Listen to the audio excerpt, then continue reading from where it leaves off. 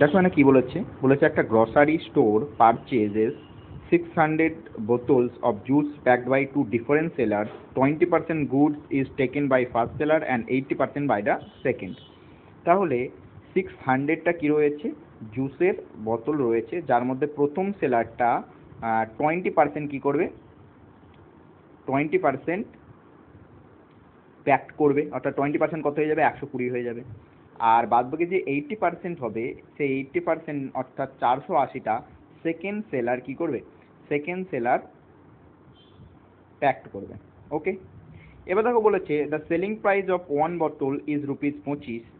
After observing that the second seller goods, the shopkeeper comes to know that 25% goods can use till one day only. অর্থাৎ এর মধ্যে 25% good, 25%-এর factorial কত, 1/4, নাহলে 1/4 দিয়ে যদি আমি গুণ করে দিই, 1/4 দিয়ে যদি এটাকে আমি গুণ করি, তাহলে এর মধ্যে যে 120টা প্রোডাক্ট রয়েছে, 120টা প্রোডাক্ট মাত্র একদিনই কি হবে, স্থায়ী হবে, তারপর কি নষ্ট হয়ে যাবে।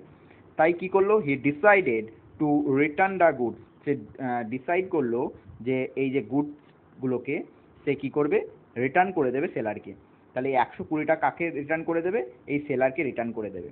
এবং এর জন্য how much money will he get from second seller, অর্থাৎ এই যে শপকিপারটা রয়েছে, এই শপকিপারটা এই সেলারের সাথে কত মানি পাবে সেটাই বার করতে বলেছে।